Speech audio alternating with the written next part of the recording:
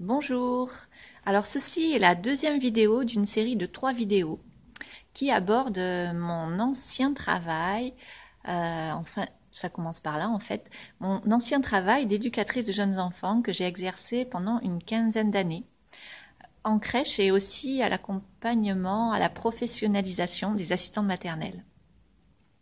Donc j'ai surtout parlé de mon expérience en crèche dans ma première vidéo, parce que peut-être que cela parlera aux personnes qui sont tentées de travailler avec des jeunes enfants. Dans cette seconde partie, je vais aborder la suite de mon expérience en crèche. Au début, voilà, ça a été quelque chose qui m'a beaucoup nourri, beaucoup apporté. C'est une profession que j'ai exercée, qui était vraiment quelque chose qui m'a passionnée. J'aimais beaucoup accompagner les jeunes enfants, accompagner les parents aussi dans leur rôle de parents. Ça m'a énormément plu. Et puis un jour, en fait, les conditions de travail, comme dans beaucoup d'entreprises, se sont dégradées parce que il y a eu de moins en moins de moyens financiers investis dans les crèches, en fait, et une pression où il a fallu, pour avoir des subventions, en fait, faire du remplissage. Alors que pendant des années auparavant, on arrivait à recevoir les enfants et leurs familles dans une ambiance relativement familiale, apaisée, à prendre le temps. Voilà, au niveau sonore, c'était tout à fait agréable. On était encore dans un lien assez individuel à l'enfant, privilégié. Et puis tout s'est accéléré parce que, comme je disais, si on ne remplissait pas certaines cases, on n'avait plus droit aux subventions de la CAF. Parce que aussi le lieu où je travaillais jugeait certainement que c'était pas la peine de mettre de l'argent dans ce lieu-là et de favoriser d'autres milieux, d'autres secteurs d'activité.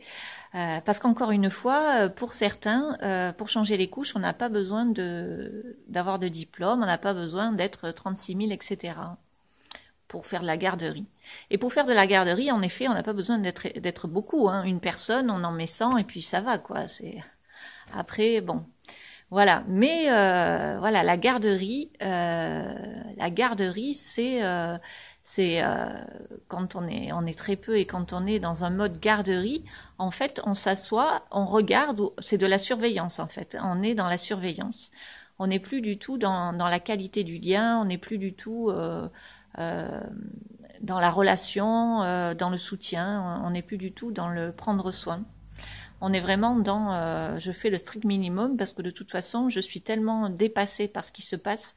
Il y a tellement de choses à faire mais on est dans le mode de survie. Je change les couches, je vais moucher, je vais prendre la température d'un enfant qui a l'air d'aller pas très bien. Je vais appeler un parent, je vais recevoir le parent qui arrive, je vais je vais répondre au téléphone, je vais aller préparer le dortoir, je vais ranger, et on est en mode voilà. Pendant toute la journée, on court partout parce qu'il faut être sur tous les fronts et on n'est plus du tout dans le lien à l'enfant, le lien individuel, s'asseoir, juste être présent à lui, parce que pour moi, c'est vraiment le plus important, c'est plus que l'activisme, toujours faire des activités, Alors c'est parfois ce qui est demandé par les structures parce que on va en mettre plein la vue aux parents.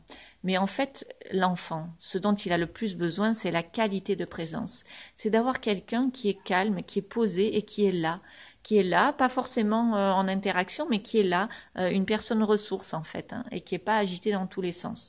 Donc ça, à un moment, c'était plus possible. Bien entendu, il y avait tellement de choses, on était tellement dans le faire, parce qu'il y avait il y avait des arrêts maladie, il y avait des personnels, on n'était pas remplacés.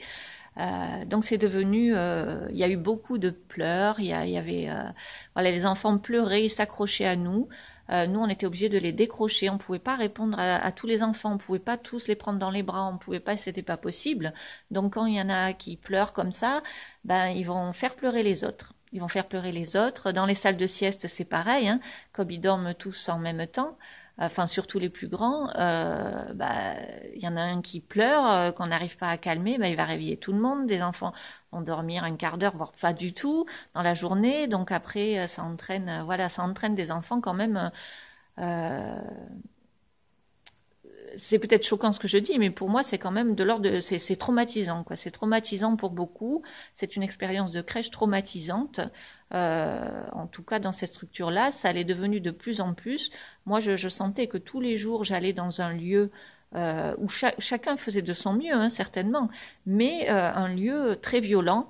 D'accueil de la vie, de début de la vie en fait. Hein. Ça me fait penser aux EHPAD aussi, où on est là en fin de vie, où on est dans la maltraitance parce qu'il n'y a pas de personnel suffisant.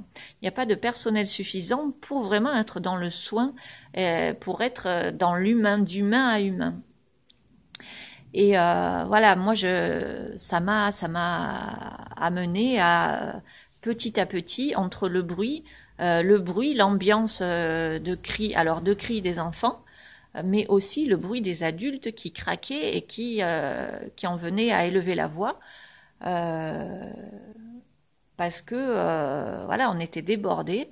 Il y avait une espèce de violence palpable dans l'air, une non-disponibilité aux enfants, une non-disponibilité à soi-même, hein, ça commence par là, une non-disponibilité envers les familles. Donc l'accueil n'était pas terrible, hein, finalement. Et ça continuait, ça se perpétuait de jour en jour, et voilà. Alors après, soit on ferme les yeux et on se dit il faut bien que je gagne mon salaire, etc. Hein. Pour moi, ça n'a pas été ça. Moi, c'était des insomnies, c'était aller travailler en ayant envie de pleurer. C'était, je faisais remonter à mes supérieurs hiérarchiques la réalité du terrain. On me disait que j'avais certainement des problèmes personnels parce que de toute façon, c'était comme ça. Travailler avec des enfants, il y avait du bruit, ceci, cela, et qu'il n'y avait pas d'argent pour ceci, cela, etc. Donc c'était de ma faute, bien sûr. Et moi, le message que je souhaiterais transmettre, c'est que c'était très très violent pour moi et que je continuais à y aller. Je continuais à y aller, même malade, parce que j'attrapais tout. Du coup, j'attrapais en crèche, on attrape, si on est sensible, on peut attraper. Il y a sans arrêt des virus, hein. Donc on attrape tout. On peut être enrhumé tout le temps, avoir des gastro. Moi, j'attrapais tout. Mais j'allais travailler quand même, parce que je me disais, je peux pas laisser tomber mes collègues. On est déjà en nombre insuffisant, ça va être, c'est pas possible. Je culpabilisais, je n'arrivais pas à prendre soin de moi, j'étais en très mauvais état, je ne dormais plus. Je n'arrivais pas à m'écouter, mais c'était d'une violence extrême. Je me disais, donc déjà il y avait la culpabilité de laisser tomber mes collègues, de comment j'allais être perçue. Je me jugeais aussi en me disant mais pourquoi les autres elles tiennent et pas moi? Pourquoi les autres elles tiennent et pas moi? Alors après il y en a d'autres qui ont craqué. Moi j'ai donné l'exemple, j'étais la première et après les autres ont dégringolé aussi, hein, des fois plusieurs mois ou années après, mais quand même il y a eu une suite. Mais moi j'étais la première à oser le faire et en fait je m'arrêtais pas oui je me jugeais aussi, hein, je me jugeais, j'avais aussi mon entourage qui me disait mais enfin Florence quand même, comment elles font tes collègues, et du coup je tenais jusqu'à un jour où je suis arrivée et je pouvais plus marcher, je pouvais plus faire un pas en avant, mon corps était bloqué. Et là, j'ai compris que je me suis effondrée, j'ai compris que c'était fini, mais j'avais atteint le point de non-retour. Et je voulais témoigner de ça. Quand on en arrive là, déjà, on s'est fait énormément de mal. On s'est vraiment traumatisé. Bon, déjà, on a traumatisé aussi les enfants, hein. Mais on en est arrivé à un point de non-retour. C'est dommage parce que pris à l'avance, j'aurais peut-être pu changer de structure, aller travailler, mais là, bien des mois auparavant, hein, peut-être même des années auparavant, aller choisir une structure d'accueil du jeune enfant beaucoup plus, où on se donne beaucoup plus les moyens. J'aurais pu éviter ça. Mais en fait, la vie aussi est comme elle est, et tout est parfait de toute façon. Donc, j'ai attendu ce grand clash de m'abîmer énormément. et d'être vraiment là dans l'impossibilité physique de continuer. Mais ça a été très violent parce que j'ai été arrêtée du coup, parce que là je pouvais plus. J'ai pris un antidépresseur parce que je dormais plus depuis des mois. Et là, ça m'a fait dormir, ça m'a fait énormément de bien. J'avais plus goût à la vie. J'en étais arrivée à ne plus avoir goût à la vie.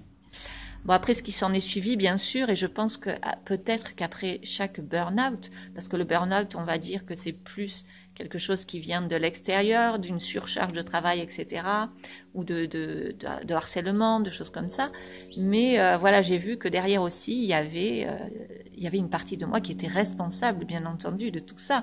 Une partie de moi qui, pendant très longtemps, pendant des années, s'était comportée comme ce que je croyais être une employée modèle, c'est-à-dire une personne qui dit amen à tout, qui dit oui à tout, qui est prête à changer ses horaires, à faire des remplacements, à faire des heures sup, à être gentille, à jamais taper le poing sur la table et à supporter, même quand mes supérieurs me parlaient mal, je me laissais infantiliser, puisqu'en moi, il y a la petite fille, et c'était très facile d'être infantilisée. J'avais du mal à m'affirmer, j'avais du mal, et ça, je l'ai vu après en faisant un travail sur moi. Je le savais, hein, mais j'avais vraiment beaucoup de mal, et j'ai dû aller voir en moi tout ça, et je me suis dit, mais Florence, où que tu ailles après ça, si tu travailles pas sur toi, sur mettre des limites, sur dire non, dire vraiment tes besoins, t'écouter, te respecter avant d'exploser, ça va pouvoir, cette expérience-là, elle t'aura servi à rien et ça va se reproduire ailleurs. Quoi que tu fasses, même si tu fais quelque chose que tu adores, si je me respecte pas, si j'en fais trop, si je me donne à fond, si j'écoute pas, je m'écoute pas dans ma fatigue, dans mes valeurs, si je ne me fais pas respecter, si je ne me respecte pas, eh bien, je vais recommencer. Et ça, c'est important quand on fait un burn-out, au lieu de dire c'est la faute de l'employeur, c'est la faute. Alors, il y a de ça aussi, hein, parce que ça s'est vraiment dégradé, là, les conditions de travail. Mais allez voir aussi qu'est-ce qui a fait qu'on a pu déjà accepter ça. Et qu'est-ce qui a fait quel est mon rôle là-dedans et comment j'en suis arrivée à ça,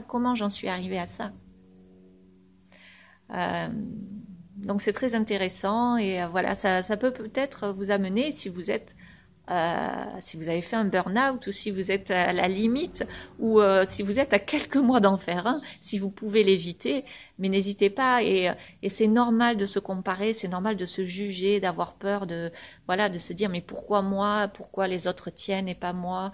Je pense qu'on y passe tous quand on est des personnes consciencieuses et bien sûr on se sent coupable, etc. On a honte aussi. Hein. Moi, j'avais honte. C'était dur. Hein. Et du coup, je me suis fait arrêter et j'ai repris dès que j'ai pu. Bon, j'ai été arrêtée quand même 2 mois, hein, mais j'ai repris, mais pas longtemps. J'ai quand même pris après une année sabbatique. Je raconterai ça dans ma 3e vidéo. Parce que je me sentais tellement coupable qu'il fallait vite que je reprenne. Hein. Et donc ça va loin, la non-écoute de soi, c'est violent, hein, c'est violent et des fois on veut pas entendre hein, malgré tout. Donc voilà, si vous sentez ça, vous sentez que vous êtes à bout dans votre travail, la société française est bien faite, on peut s'arrêter, c'est un droit et s'arrêter pour reprendre des forces, pour faire un bilan. Pour éviter d'aller trop loin, parce que quand on est arrivé trop loin, moi je sais que là ça fait 6 ans déjà, et je suis encore choquée de cette expérience. Et je pense qu'en moi, il y aura toujours quelque chose qui se serrera. Par exemple, là moi, c'est dès que j'entends un enfant crier ou pleurer, c'est très dur, donc c'est des expériences traumatisantes. Et on met énormément de temps à s'en remettre. Donc si vous pouvez l'éviter, c'est bien en vous respectant, en osant vous arrêter parce que c'est possible en fait. On a peur aussi, moi j'avais peur de plus avoir d'argent. Je me disais mais comment je vais faire pour vivre en demi-salaire, comment je vais faire, mais en fait c'est juste des peurs, quoi. C'est juste des peurs parce qu'en fait, on arrive à vivre, on arrive à trouver des trucs, à se faire aider, on arrive à trouver. Bien sûr qu'on y arrive. il y a plein de choses. Allez voir la médecine du travail. Il y a faites-vous épauler, peut-être par des syndicats, etc. Mais vous n'allez pas tomber comme ça de tout à rien. Bon, évidemment, quand on est indépendant, c'est plus compliqué. Mais voilà, si vous êtes salarié, franchement, renseignez-vous. Vous n'allez pas tomber de j'ai un salaire à j'ai plus rien. Il y a une sécurité quand même en France, hein, et vraiment le plus important c'est vous. Alors voilà. Donc ça c'était mon expérience du burn-out. Donc pour vous dire qu'il y a en effet la partie extérieure, la situation extérieure et nous qu'est-ce qu'on a fait par rapport à ça pour en arriver là, pour aller chercher ça quelque part. Hein, pour aller chercher ce type de poste ou d'accepter ce qu'on a vécu. Voilà, ce sont des réflexions et je vous dis à très bientôt dans la 3e vidéo.